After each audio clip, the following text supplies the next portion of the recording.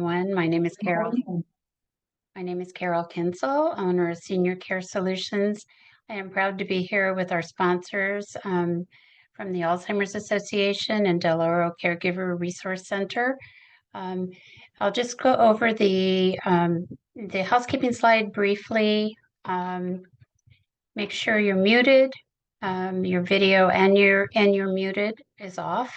Also know that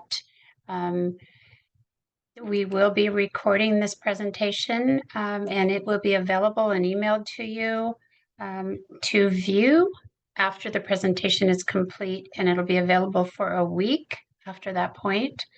After the presentation today, we will allow time for questions and answers, which will go into the chat box, and I will help moderate that portion for you. There will be a survey emailed to you because we want your feedback. That helps us plan future events as well. So please take the time to fill that out and get that back to us.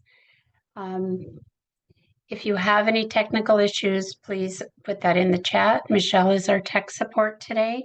And with that said, I'd like to move right in and introduce our speaker today, Denise Davis, a dear colleague, and also the program coordinator for the Alzheimer's Association of Northern California in the Sacramento Regional Office, actually. Denise works in the Program and Services Division, which offers support, services, and the latest information in treatment, medical research to the family and persons dealing with the challenge of Alzheimer's disease and related dementias. She has more than 20 years experience, and I've known her that entire time as a practitioner working with individuals in this field. Denise, welcome, and I'm sure you have a lot to share with us today. So thank you for being here. Yeah, thank you so much, Carol. I appreciate it. And welcome to everyone on the call today. So great that you could be with us this afternoon. We've got lots of information to go over. So today we are talking about healthy living for your brain and body and tips from the latest research. And why this committee decided that this was a good topic is that June is Alzheimer's Disease and Brain Awareness Month. And so we want to be celebrating this, lifting this up, and talking about how can we do the best that we can for ourselves as if we're caregivers, caring for a loved one, how can we take care of ourselves?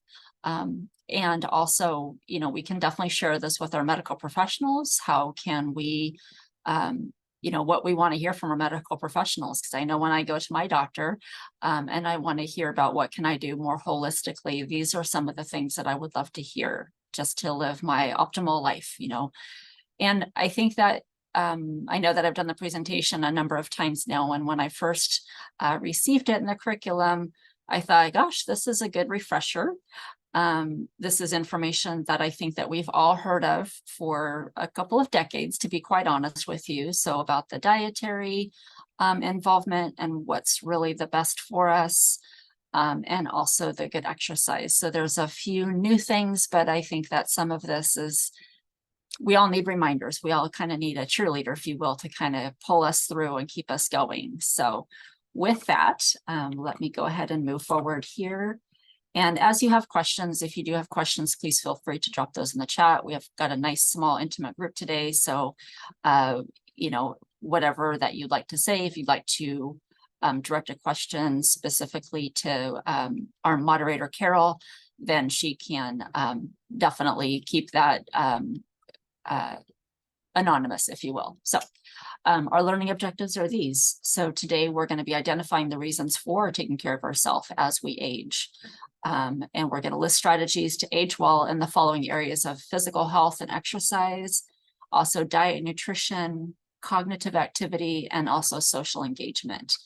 And along with the recording, we'll be able to share with you a couple of handouts, and that will include this little workbook that will include in the handouts that we send with the recording after we're done. But maybe we could take just a moment, and if you feel comfortable popping something in the chat, that's fine. But if we can just maybe give ourselves a minute to think about what are some reasons that I want to take care of myself as I age.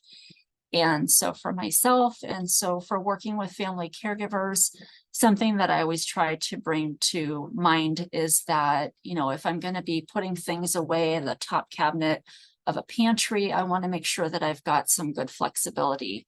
If I'm going to be getting maybe sitting down or kneeling down to maybe tie my loved one's shoes, gosh, I want to make sure I can get up. So I want to have some good leg strength in order to help me with that. So again, these are practical ideas of why I want to take care of myself.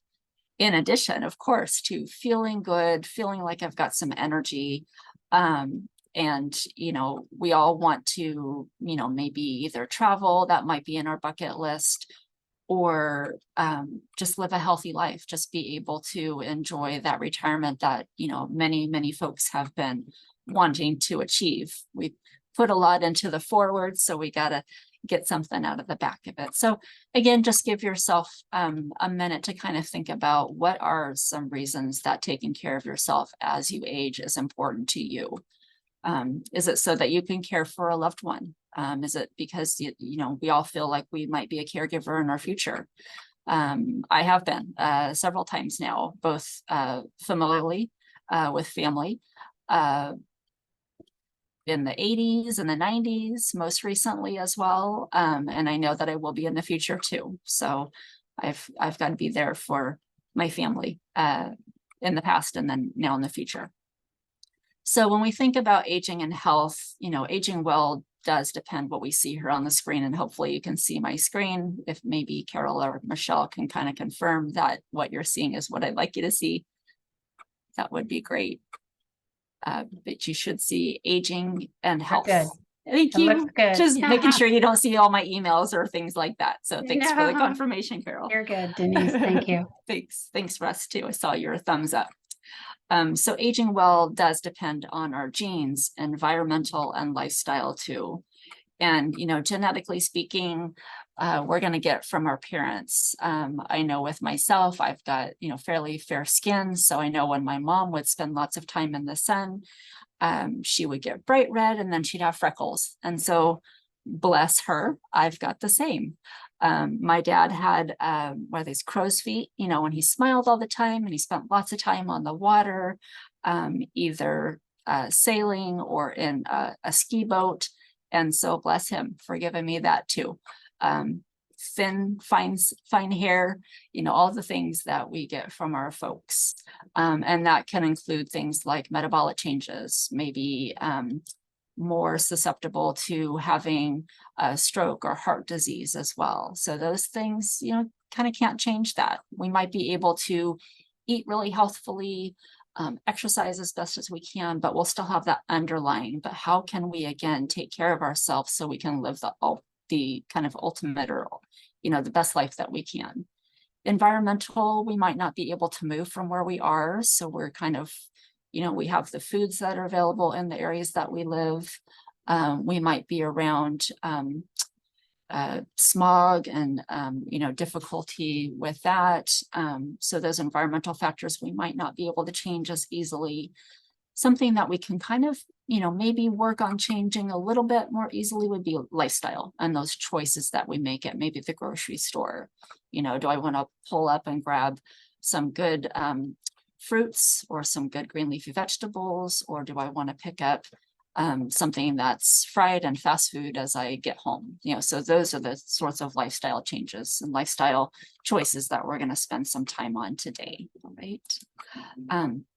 So a quick note about the brain, because after all, I work for the Alzheimer's Association, so I always want to give the an update on these as well. So we know that the brain is that control center. It really helps us create new memories and thoughts and be able to process information that comes into us. It says here there's over 100 billion nerve cells or neurons that are creating that branch, that network that connects. And those dendrites, if you think of your body as a tree and it's sending off those like branches, those dendrites are the things that are going to connect back to each other and send messages back and forth and create thoughts and memories and be able to have language and be able to have cognitive abilities too. So again, those signals are traveling through the brain, providing thoughts and feelings. And so we know that Alzheimer's disease, when it is a risk factor for ourselves, or when we are developing Alzheimer's disease, some of the latest research is showing that it can start in those amyloid plaques and neurofibrillary tangles, maybe 15 to 20 years before there's any clinical evidence, before there's any manifestation of signs and symptoms that we can notice in our daily life.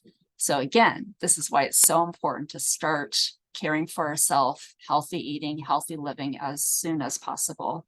You know, I think we do a pretty good job with it as young folks, and being engaged and interactive, but as we age, it's a little bit more difficult. So we want to keep on keeping on and doing that. We also know that there's a huge connection with the heart and the brain. So I like to say that if, you know, whatever's good for our heart is probably good for our brain. So whatever we can do to protect our heart and keep that best interest in mind. So again, our food intake, our exercise, our cardiovascular health, all of those things. And so we know that the brain, in addition to oxygen, we also need that good blood flow. And so again, as it says here, the brain depends on the oxygen and the adequate blood flow. About 25% of blood from every heartbeat goes right to the brain. So again, we want to make sure that we're taking care of our body cardiovascularly. Again, just a little refresher on what is dementia and what is Alzheimer's disease, because this is typically a question that I get at every presentation. So if you think of the word dementia, think of that as kind of an umbrella term, an umbrella question. So dementia is not a disease process in itself, but it's a word that describes symptoms that a person is living with when there's a progressive dementia. And the illness or disease that's related to that could be one of over 70 types of dementia. It might be Alzheimer's disease, it might be Lewy body disease, it might be frontal temporal degeneration, it might be vascular dementia, or what's called multi-infarct dementia, so due to stroke or heart attack. But this dementia causes challenges with cognitive thinking, so more difficulty with judgment, more difficulty with word finding, repetition of conversation and questions, difficulty sometimes with change in mood and personality. So, and this is really important for me to share because many of our community members, you know, larger scale community, might still have the understanding that dementia is just forgetfulness. It's just repetition. It's what I, you know, forgot where I put my keys today. It's that sort of thing, but it's so much more than that. And it does start in early stages and then progresses into persons needing more care, more assistance. So this is, again, a really brief slide that I'm sharing today. As you can see here, Alzheimer's disease is the most common type of dementia or cause of dementia. About 60 to 80% of the causes of dementia are Alzheimer's disease. And those risks, again, are going to include age as the primary risk factor, and then genetically speaking. So right now, anyway, more females than males are at higher risk of developing dementia and Alzheimer's disease. So the many different types of dementia. It used to be 5-8 years ago, the thought was that there are more females than males. We live much longer. However, what researchers are also looking at right now are looking at changes in hormones. So much more to come on that, but just know that there's a lot more digging to be done, a lot more research, and also looking at different ethnic backgrounds too. So we need a lot of people to get involved in research so that one day we will be able to find a cure for Alzheimer's disease and all other dementia. Other risk factors include head injury, cardiovascular factors. So again, thinking of stroke. This one is a little bit older, fewer years of formal education. So the thought, again, in some past research was that the more we use our brain, the more that we are actively challenging our brain, the better that is for us. So a little bit of kind of back and forth. You know, if you ask one researcher, they're going to say absolutely. Another researcher is going to say, well, maybe 50%. So more to come on that one too.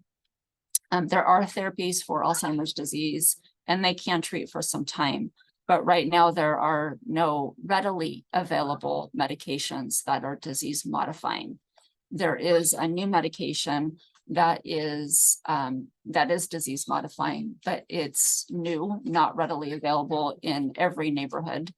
And it has to be given intravenously. And so there needs to be an infusion center. And one needs to be followed because there's been some side effects from this. So, you know, again, it might not be the one medication that, you know, we've been waiting for a long, long time, but it's the start of maybe what's on the brink of what's to come. So we always have to start one place and keep on getting better. So it is pretty exciting news, but more to come there. So moving into, again, we're here for talking about healthy living. So we're going to start talking on taking care of yourself as you age. And we've broken this up into 4 quadrants. You can see with a circle. So we'll be spending the first portion on physical health and exercise. We'll be talking about diet and nutrition, again, cognitive activity and social engagement. So let's break right into physical health and exercise. So what do we know? We know that cardiovascular activity can help reduce our risk of developing cognitive decline. So regular and vigorous exercise leads to increased blood flow and other physical activities that could yield some really good benefits. So what is regular and vigorous is what I would be asked right now. So a lot of the research that again is being done is looking at 5 days a week for at least 30 minutes and getting a good, you know, getting your heart rate really going. So for every single person, it's going to be different, but kind of a good rule of thumb is to always first start talking with your doctor before you start a new exercise program. But say Carol and I are walking together, we just finished our lunch and we're gonna go take a 30-minute walk. So when we're walking together, I'm going to be kind of a little bit out of breath. Those are the kind of steps that I want to be in when I'm chatting with Carol. I want to kind of be, you know, kind of not gasping for breath. I don't need to be sweating, but I do want to get my heart rate up to a good level. Okay, so that's kind of and that can be with any exercise that's cardiovascularly engaging. So that can be dancing, that can be maybe even Pilates, that can be riding a bicycle, that can be something that's maybe a standard bicycle, that's a stationary bicycle that can be done too. So lots of ideas there. So there is no single recipe for good brain health, but starting something. So I always say, you know, when we start an exercise program, or if we already have one, but we know that our goals are, you know, we could do a little bit more if we really want to reach our optimal, find something that you like. I know that I really don't enjoy running, not my kind of thing. I can jog to go catch a dog or catch a kiddo, you know, if they're going to be in trouble. But that's not my preference is running. So I know that's not something that I would enjoy doing. I enjoy swimming, which is a good cardiovascular as long as you're actually doing swimming. I like landscaping and gardening, but that means I'm going to be walking, you know, back and forth. That means I'm going to be bending down and reaching up. And again, a good rule of thumb is that I'm going to be kind of, you know, laboring a little bit for breath. So it's really important to kind of think of that. If you don't have an exercise program yet, maybe consider starting out with something small. Maybe your goal is 30 minutes a day, but maybe you could do 10 minutes in the morning, 10 minutes at lunch, 10 minutes in the afternoon. That's a great place to start. Moving safely. So getting a good fitting pair of shoes. We don't want you tripping, you know, over sidewalks and things like that. Helping get that heart rate up. Maybe there's a neighbor who wants to join in with you, or maybe you brought someone with you to today's workshop. Maybe you've got someone who lives with you in your home or in your apartment and has been wanting to start something, and you know, now here's a good time to start. It's never too late, and it's never too early. And again, before you start something new, please check in with your doctor. Because what I don't know are things like what medications you might be taking. I'm not your trainer or your coach. We're here talking about what is trying to get to the optimum of our our health, our heart healthy, brain healthy lifestyle. So other things that we can do to help with this, help with that physical health, is if we are smoking, really try to stop, avoiding excess alcohol. So, not more than maybe a couple of glasses a few times a week of wine, getting adequate sleep. And again, for this, it depends on you as a person. For myself, I would say that generally for all of us, adequate sleep is somewhere between 6 and 8 hours a night, and 6 to 8 hours sleep. So that doesn't mean getting up every hour on the hour to use the restroom. That means you're getting your good deep sleep, your REM sleep, your rapid eye movement sleep. So you're really kind of getting that rest and able to give your body time to clear out all of the bad cells, all of increasing really good energy. So it is extremely important to get good sleep. If you believe that you may be dealing with some sleep apnea, really talk with your medical professional about how can you make some changes to your lifestyle. Because again, the first couple of slides there were the importance of oxygen levels and blood flow. So it is pretty important for your whole life to get good rest. Also avoiding head injury. There's been a lot of research that's been done with folks in the realm of football and lacrosse, many different sports. You really have to make sure that we're not going to have head injuries that cause concussions and things of this nature. So if you do enjoy riding a bicycle, wear a helmet and be careful. If you are having to get up on ladders, is this something that you need to do? Is it safe for you to do so? Or is there someone that you can hire that has the proper ladder to get up on your roof or to trim trees? So really thinking about avoiding head injuries. Managing stress is also a huge potential in the space and physical health. How do you manage stress? Do you talk it out? Do you have a counselor, a therapist? Are you doing some exercise, some writing in order to help you work through situations, relieving that stress, taking breaks often throughout the day, and then treating depression? Is it something that you've been meaning to do? Talk with your doctor. Are you supposed to be taking medications that you sometimes do, sometimes don't? Clinical depression can sometimes lead to challenges as we age in addition.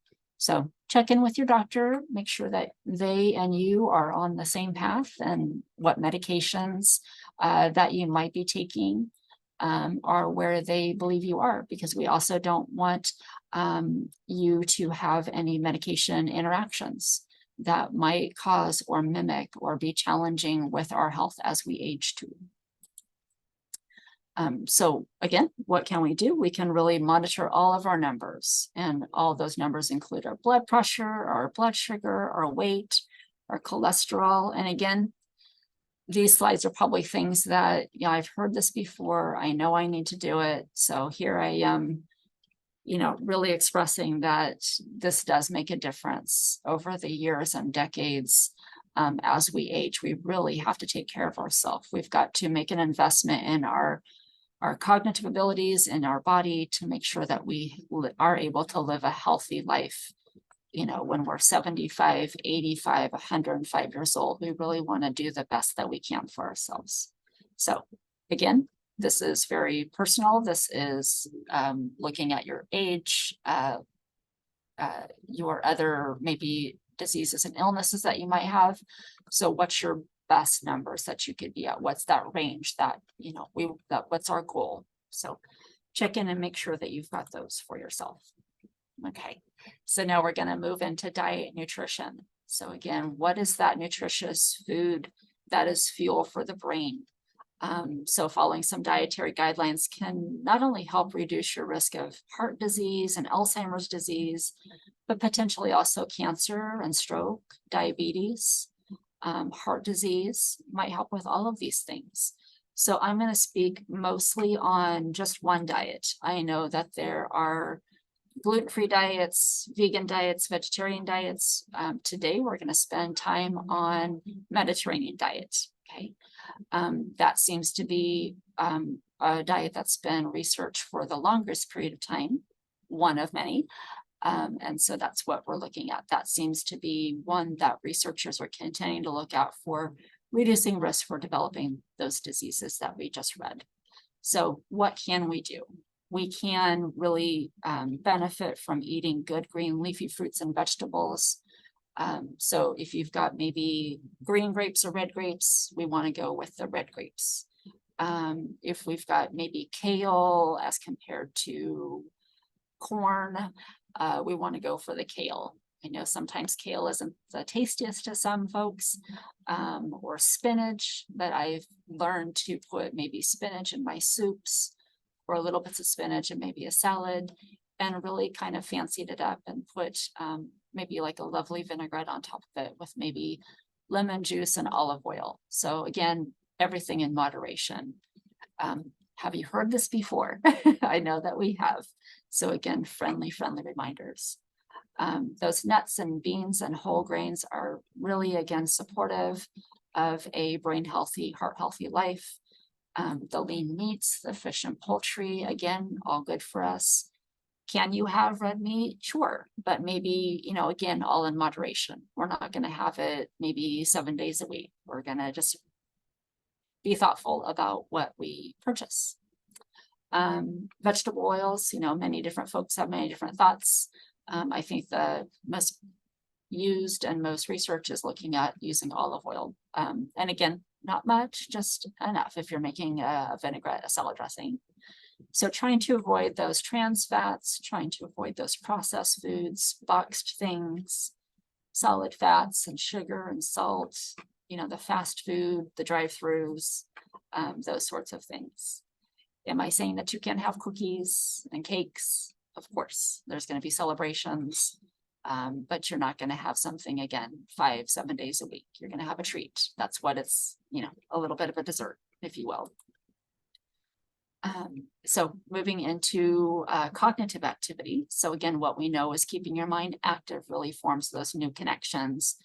In a couple of the first slides, I kind of described the body as that tree, and the dendrites are those tree branches. So again, making those new connections among the brain cells. Something that is fantastic for this is maybe learning a new language, or learning a musical instrument, or maybe auditing a college class.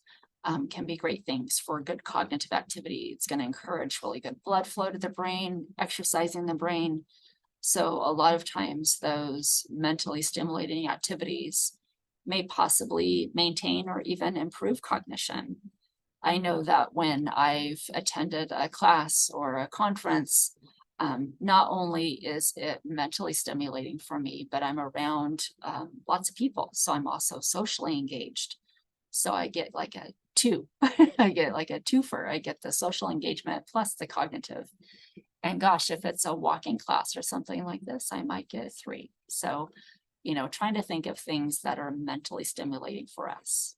What else could we think about? So question that I would usually get here is, well, if I do crossword puzzle a day, is that great? Yes, it is fantastic for you to do a crossword puzzle, a jigsaw puzzle, Sudoku, but also thinking about things that maybe you're not used to doing.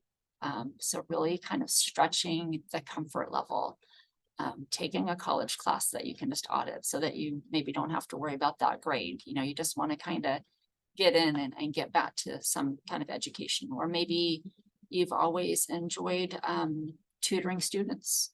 There's always seems like there's some volunteer opportunities out there in order to do so. Maybe you'd want to volunteer for the Alzheimer's Association and provide an education class like I'm doing now, learn a curriculum and deliver that curriculum.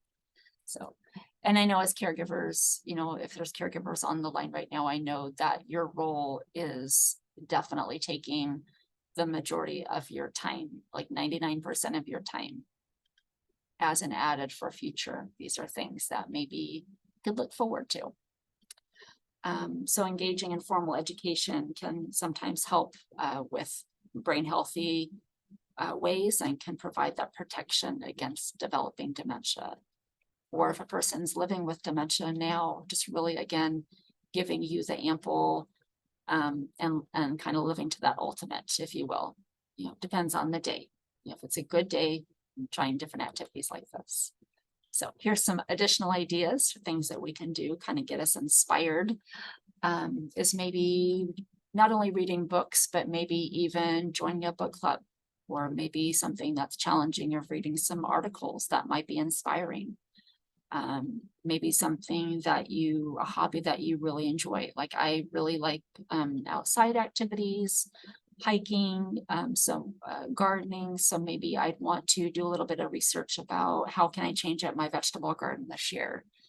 Or I know I'm having some trouble with a couple of my fruit trees. So what's that all about? I've got some leaves. Maybe I'll take that information and look it up in a book. Maybe I'll go to the library and get lost in books at the library. Maybe there's puzzles or different games that are challenging for you.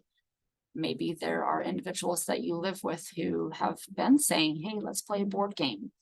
You say, give yourself some ample time and put some time aside instead of maybe doing something that you don't enjoy, like doing dishes, letting someone else do those dishes while you play a board game. Or, maybe if you're listening to television, maybe carving out some time, a couple of days a week of finding a challenging board game that you could play. It's awful fun. And you get to laughing, get to giggling, good times. Maybe there's a hobby or a skill that you've always wanted to learn and you say, well, I'll get to that, I'll do that. This might be a great time to engage with, again, another friend. Bring someone along with you so that you kind of are accountable for each other. And engage in ongoing learning. There's always something to read. There's always something to investigate and find out what hobbies that you really enjoy. So. And I would say lastly, gosh, I'm going super fast today too. So I know that we're not going to be here till the time that I'm thinking of. I hope I'm not talking too fast for everybody, but I get excited about this presentation. So I know that we'll not be here until 2:30, just to give you an idea there. So social engagement, we don't have as much research that's been done on this of all the 4 quadrants here. But social engagement is definitely associated with living longer, with living with maybe fewer disabilities as well. So that is some of the research that's being shown, is that continuing to stay social, to continue to engage with other people outside the home, friends, neighbors, people that you work with. Super important to keep those avenues open, telephone calls and texting and in person. Now that we're back in person, it's so good to see people, all at the same time. So not just, kind of the head level or talking over the phone, but everything is helpful. It's helpful to stay engaged in the community because it's really going to offer you an opportunity to maintain those skills.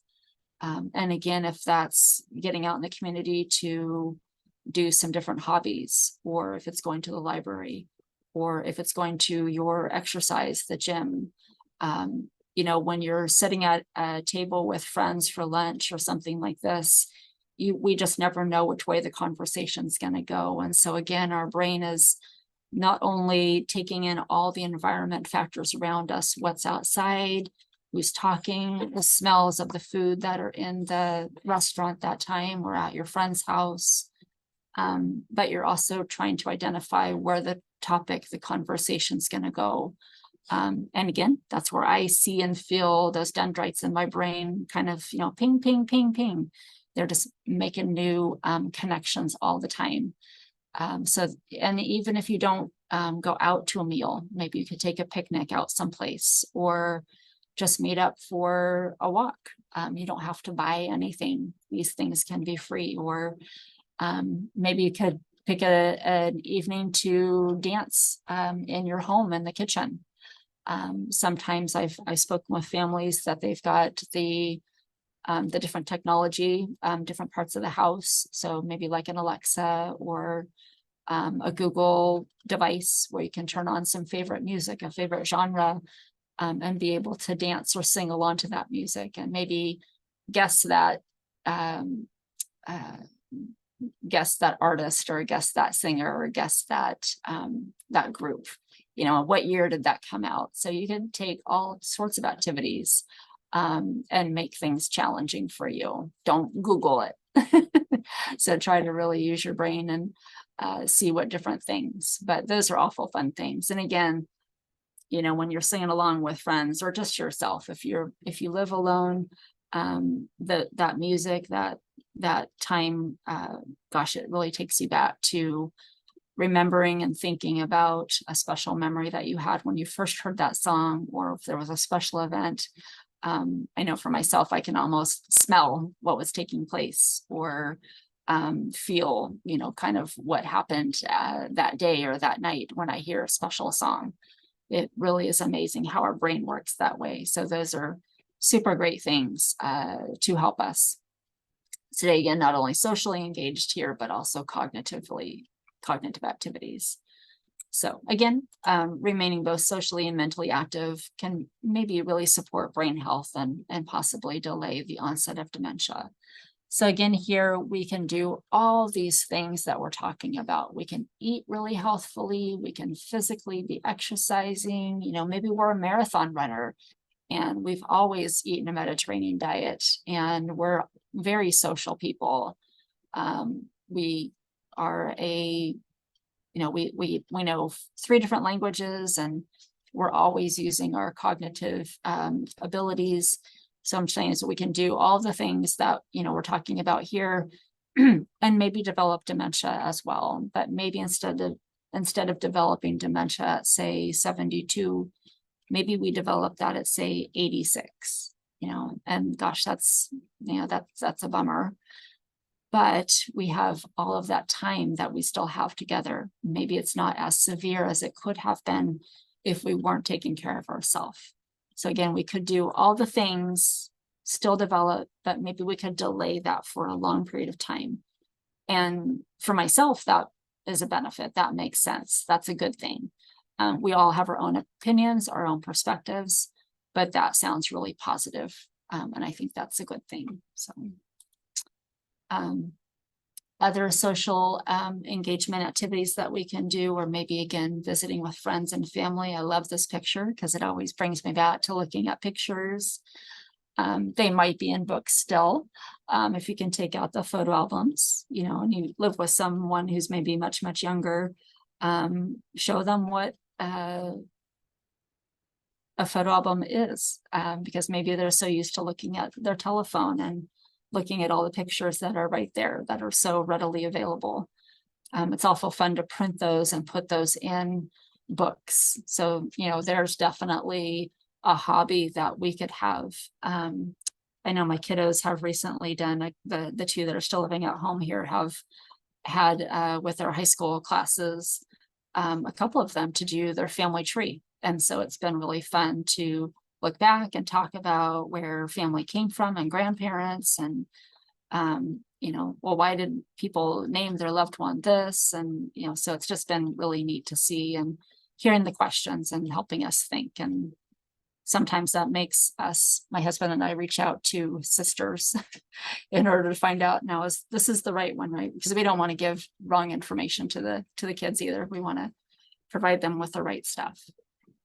So engaging with others, and that's what we were doing there with that kind of scenario or example.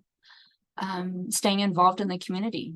One of my kiddos wanted to do some volunteering with the SPCA, which all of the kids have done volunteering. That's part of our makeup, is giving back to the community, and so that's what they've selected. And we recently received one from our local SPCA of a need coming up next weekend. So we're, you know, going to get out there in the community and provide that support.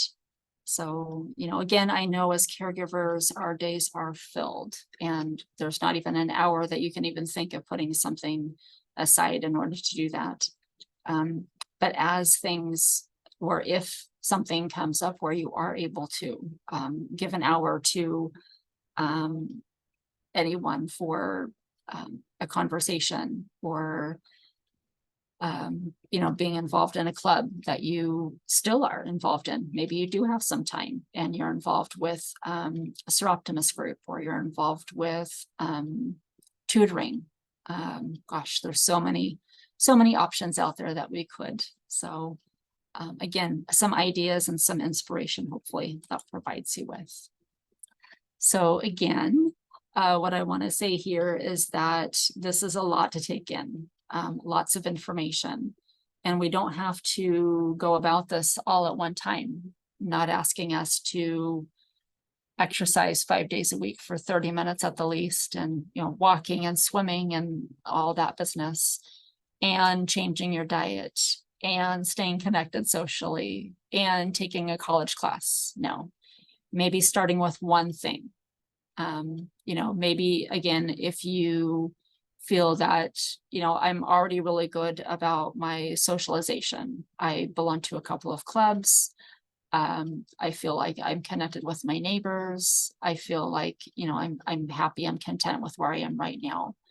So maybe what I really want to work on is my cognitive activity. I know that that's something that I want to start, that could be easy to start, because I was already interested in auditing a college class, or reading some different articles, or joining a book club. You know, maybe that's something that you've wanted to do, been asked to do. A family member of yours, or a neighbor, or a friend, someone you work with, says, hey, let's do this together. And that's something that you can easily do, and you've got a buddy to kind of, again, push you, encourage you, you know, be accountable for each other. And then maybe you want to add one more piece. Maybe then you'd want to add exercise. You're already doing pretty good, but you know it's really good for you, and you always feel better. You know that you sleep better when you do so, you know that you eat better. It all really comes together. I know, again, when I counsel families, you know, yes, I know when I exercise well, I feel like I want to eat better, because, you know, it's just the circle of, I don't have time to eat. I don't have time to make a good meal because, I'm tired because I didn't sleep well. I didn't sleep well because I didn't exercise. I didn't exercise because I didn't eat well. You know, so it's all kind of tied together. If you kind of stop and really, you know, look at what's taking place, what's stopping you from kind of living, you know, putting all these pieces together. What are the stops that are put in place? And do you have someone that can help you be accountable for yourself and each other?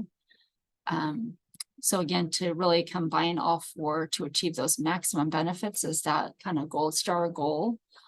But if we can do one thing, just start with one and see if we can kind of get that into a routine.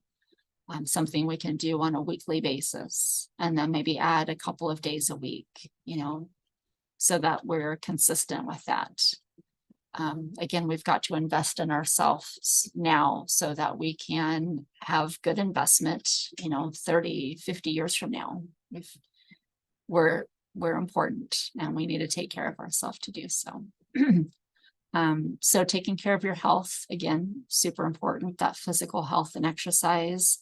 So watching all of our numbers, our blood sugar, our blood pressure, our cholesterol levels. We really want to watch to make sure that we have reduced risk of developing strokes, heart attacks, stressors, making sure that we're sleeping well enough. Sometimes I know that maybe we have incontinency situations through the night. So maybe it's the case of creating good sleep hygiene.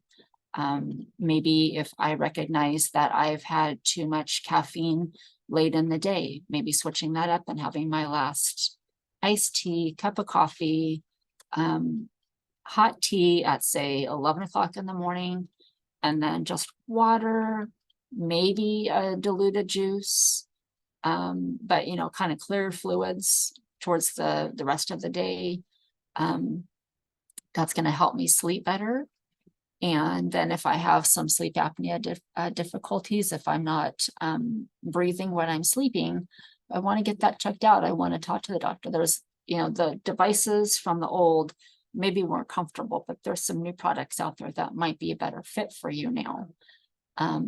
And having oxygen to your brain is exceptionally important for us and for our health. And that's going to, again, help increase the potential for eating healthy and exercising. Because again, if we don't sleep well, we're not going to want to get up to do a lot of the things. We're too tired to make a good meal. We're too tired to exercise. So it's important to, again, see putting all those pieces together. And again, I know that we know this. I'm just here to help us remember some of these things and to, again, help know that you're an important person and this is an important part of our life. So it's important then to get moving. Again, gosh, my day is packed. I don't think I can put aside my half-hour walk that I usually do, or I'm not going to be able to get to the Y to swim. It's just not going to happen today. So what can I do? Can I walk twice today? Can I walk for 15 minutes? Tomorrow is going to be an easier day. Today is just not as set up. It's not as part of my routine. I had something kind of get in my way, but it doesn't have to get in your way completely. Just kind of remember you can switch it up a little bit. And then eating right, instead of grabbing something from the pantry, maybe grabbing something from the fruit bowl or making a quick salad can be really helpful. I will say, I know for myself, if I eat a salad, I always want like a chunk of bread, but I've been able to eat more salads during the week and the weekend. And then my system just says, Denise, you actually don't need that chunk of bread, even though it's super tasty. Bread is my worst enemy because I like all the bad breads. But if I eat that salad, then, it does taste really good. And those flavors definitely come through. And I'm actually content and satisfied and just find myself not really, I don't need to buy that. I don't need to bring that home because if it's in my pantry, I might get a taste of it. So just setting myself up for success has been helpful. Does that mean that I don't have something once a month or once a week? Nope, definitely, but not every day, maybe. So again, keeping your mind active, finding a favorite author and reading all that series, or again, learning a new language, joining that book club and talking about the books, staying connected with others, being social, going to those different groups and clubs and teams that you belong to, softball teams or bowling teams, all of those activities. And what I love when I say those things of softball or bowling or book club is that, gosh, you could put, many pieces of this together. So take bowling, say you belong to a bowling club. Well, you're going to be physically exercising in that moment, although it's kind of, hit and miss. You're still getting up, you're stretching, you're bending, you're using your muscle and you're keeping it toned. But you're also cognitively, you are using your brain, especially if you write out the scores, not maybe use the technology that's there. You're socially engaged, you're having conversation, you're laughing with your team members there, you're having a good time. So that's 3 or 4. And then if you bring a healthy treat while you're bowling or after you're done, or you go out after, you've got all 4 right there too. So congratulations. You've just, you've hit all of that important routine. So you're able to achieve those maximum benefits in that activity right there. So just again, taking time, stepping back and seeing what works for you. So I like to say, start today, start now. You could start yesterday, but it's okay to start small. Find something that you enjoy doing. Again, I know I'm not going to run.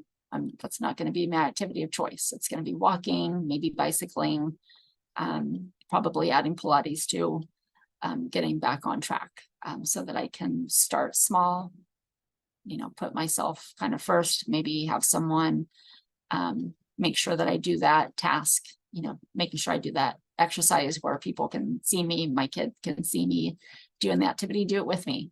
That's always more fun. So finding some activities that you enjoy doing and stick to it. So if you have a club that you belong to, really making sure that you meet on a monthly basis or a weekly basis or whatever that it is. So again, you're accountable for yourself.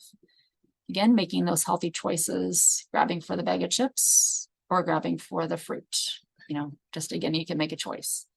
if, gosh, Denise, I just need a couple of chips, grab a couple of chips, and grab the fruit. You can always have that, but you don't have to eat the bag of chips, and just even the small bag. Making a plan, writing it down, putting it on your calendar. Again, accountability, recognizing how good you feel after you've done the activity. Yes, I was out of breath. Yes, I might be a little bit sore tomorrow, but it feels good. And I had a great time doing it. It was fun to see people out there walking their pets. Their dog was on a walk. I'm not saying buy a pet. If you've got one you can borrow, if you can be an aunt or an uncle or grandma or grandpa to one, those are great things too. And then getting support from others and just have fun with it. Enjoy your best life that you can while we're doing these activities too. So questions that I usually get now are things like, Denise, have you heard of that medication that's on TV all the time that really helps your cognitive abilities? So I like to say that if it's only $19.95 for a day, 30 days, it's probably too good to be true. So there are certain medications out there, and I'm not a doctor, I'm not a nurse. So this is just my own reading of information. But if you read the bottles of those over-the-counter supplements, you probably get the supplements that you're paying for in the food that you eat. Or if maybe you get a vitamin B shot or you take a multi, you're probably getting as much or better than what's in those supplements that you would be getting with that one pill. And it also states, if you see that TV commercial, it also states that it's for normal aging. So it's not for persons who have cognitive challenges. So I just like to point that out. So reading the fine print. So be cautious when you hear that there's a promise, there's miracle cures, there's this new cream or there's this new diet. All you have to do is take a gummy. So it's probably too good to be true. So just do your due diligence and do the thorough research. Consider talking to a reputable or trustworthy professional like your pharmacist. If you feel comfortable talking with your doctor, find out, do that research for yourself. So be a savvy caregiver, be a savvy consumer, excuse me. So that is actually my presentation for us together today. And so now, before we take questions, Carol, maybe I'll just go through some of the Alzheimer's Association supports and things here real quick. And then we'll take questions. Awesome. Okay. Perfect. Great. So the Alzheimer's Association, just in brief, we offer lots of, I think, wonderful care and support services. And those include our helpline that's available 24 hours a day, 7 days a week for care and support. So we have clinical level staff that are ready to take those phone calls, multiple different languages. We have a language line that we use, so we can speak in Chinese and Spanish and English, in Korean. So it's a good resource, and we have information around, I don't know what to do. I'm feeling like I might have some cognitive changes for myself. What are my next steps? To my loved one was recently diagnosed, and I need to find a dental hygienist in the area. So whatever questions that a person might have, or I need to find a caregiver support group because I feel like I want to connect with other caregivers out there. We also have our website at alz.org with just so much wonderful information, online resources, on-demand education classes. This class is actually on demand, so you can view it anytime, or if your family who maybe lives in a different area that you do and you'd want them to watch this class, you can. It wouldn't be me, it's taped and things like that. But we have on-demand classes, so you can watch them, start them. Maybe you get interrupted with a phone call or dinner. You can always go back and view the rest or view it again whenever you want to in the convenience of your home. We also have something called Community Resource Finder. So that's listings of senior referral agencies or adult day programs, that dental hygienist that I was speaking about, or dentists, all sorts of different resources, assisted living facilities and memory care facilities. We have ALS Connected, which is a place that we can talk with other caregivers in a safe, confidential space, different topics that are fully observed and tackled and answered by staff. Alzheimer's Navigator, so a family can put in their caregiving situation and ask questions about what are my next steps, and it would come out with a printed information piece about what you can do next. So all sorts of resources here. So I just wanted to share that information before the end of my program. And now, Carol, I would love to take any questions that anyone might have, if there are any. Sure, we do have a question for you, Denise. And earlier in the presentation, you spoke about folks starting to research the role that hormones play in dementia. Does that research consider HRT and the relationship to dementia? I would need to look at the research that is continuing to be done to know what that, if it does involve HRT. I would encourage anyone who's interested in that to go ahead to our website at alz.org. All of the latest research is right there, so you can kind of dive into whatever topic or whatever research avenue that you're interested in. It's all pretty easily accessible. So while maybe there's another question, if there are other questions, I can pop that information into the chat here too. Yeah, go ahead and pop it in there so they have it. Great. If we don't have any other questions, I don't believe at this time. What I will comment on about the services that you do provide, what we're really finding is the multicultural issues we're experiencing with our clients and the language barriers. So the fact that you have interpreters available and that kind of service is huge, because you're doing outreach to a population that would be left out, you know, with this education and guidance. So thank you for that. Yeah, thank you. So Michelle, would you like to tell everybody a little bit about more about Del Oro? Of course. Thank you so much for the opportunity to share about the resources and services of Del Oro Caregiver Resource Center.